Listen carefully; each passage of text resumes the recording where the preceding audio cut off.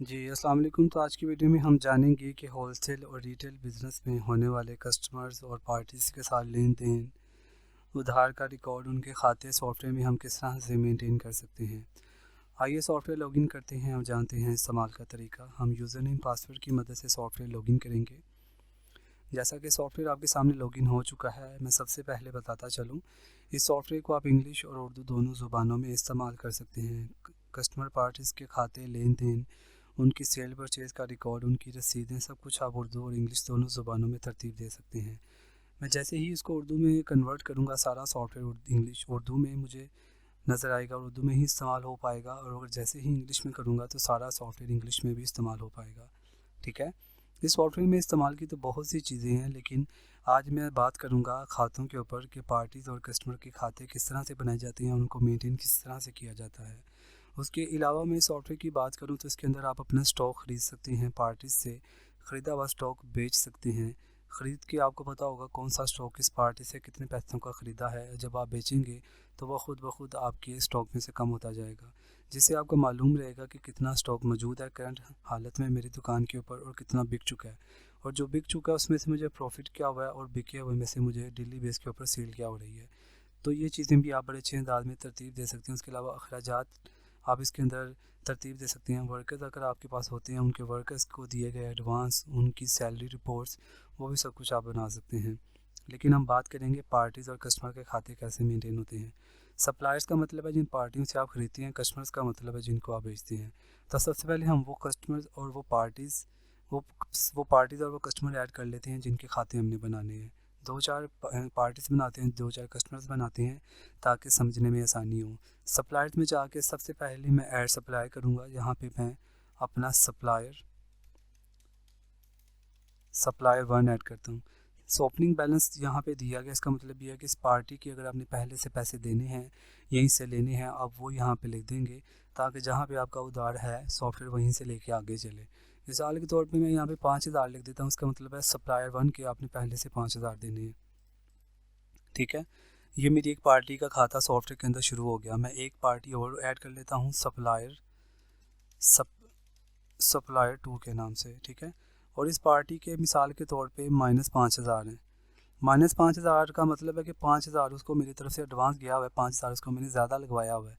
तो एक कस्टमर को 5,000 मैंने देना है और एक पार्टी को 5,000 मैंने देना है, और इससे एक से मैंने लेने हैं। दो तरह की मैंने सिचुएशन डाल दी यहाँ पे। दो मेरी पार्टीज ऐड होगी और दो ही कस्टमर्स बना लेता हूँ। ठीक है ना। एक मेरा कस्टमर वॉकिंग बना हुआ है। मैं कस्टमर 1, यहाँ पे ओपनिंग बैलेंस का मतलब है कि आपने लेने हैं या देने हैं।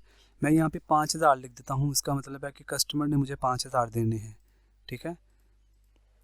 मेरा उधार यहाँ से शुरू हुआ उसके साथ। यहाँ पे कस्टमर 2 लिख देता हूँ। मैं यहाँ पे लिख देता हूँ -1,000। इसका मतलब है कि 1,000 उसका कस्टमर का मेरी तरफ एडवांस आया हुआ है। ठीक है ना। तो मेरे पास दो कस्टमर और दो पार्टीज़ के खाते शुरू हो गया। वो कस्टमर आया, मुझे पेमेंट लगवा रहा है, कस्टमर पार्टी आई है, मैंने उसको पेमेंट लगवानी है। तो वो आप कैसे मेंटेन करेंगे? आप रिपोर्ट्स में जाएंगे और सीधा आप चले जाएंगे पेमेंट रिपोर्ट्स में। पेमेंट रिपोर्ट्स में आपके पास सप्लायर भी आ रहा है और कस्टमर भी आ रहा है। सप्लायर में सप्लायर के खाते हैं, कस्टमर में कस्टमर के खाते हैं।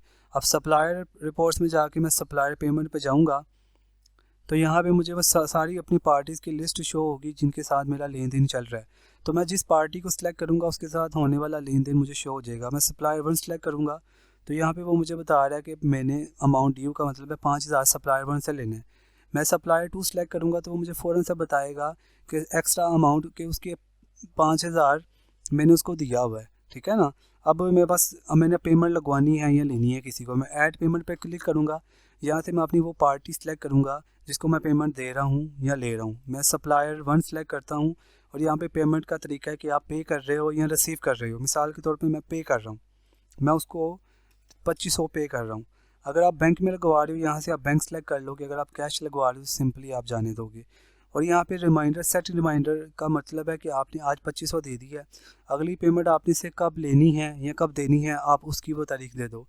तो उस तारीख को सॉफ्टवेयर आपको नोटिफिकेशन याद दहानी करवा देगा कि आज के दिन में आपने पार्टी या कस्टमर को पैसे देने हैं या लेने हैं। आपने जो स्टेटस दिया होगा उसके लिहाज से आपको अगला वो रिमाइंडर दे देगा। ये मैंने सप्लायर 1 के खाते में 2,500 ऐड किया है।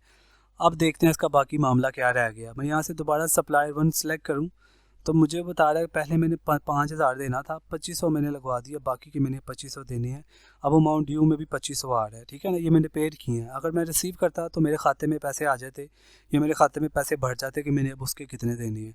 इस तरह से आपकी 100 या 200 जितनी पार्टी थी, हर पार्टी का अलग अलग खाता बन गया, हर पार्टी का अलग अलग रिकॉर्ड आपके पास रहेगा, किसको कितने दिए हैं, ये किसको कितने लेने हैं। इसी तरह ये पार्टी का खाता है, उसी तरह आपके जो कस्टमर्स हैं उनका भी खाता बन जाएगा।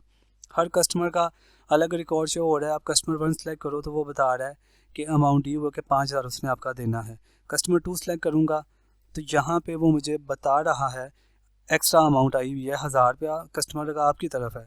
अगर कस्टमर मुझे पैसे दे रहा है या ले रहा है, मैं कस्टमर सेलेक्ट करूँगा, स्टेटस बताऊँगा कि पेड हो रहे हैं या रिसीव हो रहे हैं, वो अमाउंट लिखूँगा जो पेड या रिसीव हो रही है, बैंक में ले रहा हूँ बैंक का दे दूँगा, अगली पेमेंट लेने का रिमाइंडर लगाना है मैं वो लगा सकता हूँ। तो इस तरह आपकी जितनी भी पार्टीज हैं, जितने भी कस्टमर्स हैं, उनका आप लेन देन का मामला बड़ी अच्छी तरीके से सॉफ्टवेयर में मेंटेन कर सकते हैं, ठीक है ना। आपके जितने भी कस्टमर्स हैं, जितनी भी पार्टीज हैं, कोई इसके अंदर लिमिट नहीं है। सॉफ्टवेयर के अंदर जितनी मर्जी पार्टीज कस्टमर ऐड करें और उनका लेन देन अच्छे अंदाज में तरतीब करें। कोई रजिस्टर, कोई कॉपी पेंसिल की ज़रूरत नहीं रहेगी। सॉफ्टवेयर सारा कैलकुलेशन खुद करेगा। मुझे उम्मीद है आपको ये कस्टमर पार्टीज़ के खातों को मेनटेन करने का तरीका समझ आया होगा। और अगर आपके कोई सवालात बाकी रह जाएँ तो आप मेरे से लाज़मी रब्ता करके मुझे कॉल, व्हाट्सएप, कमेंट में पूछ सकते हैं। तब तक के लिए अल्लाह हाफ़िज़।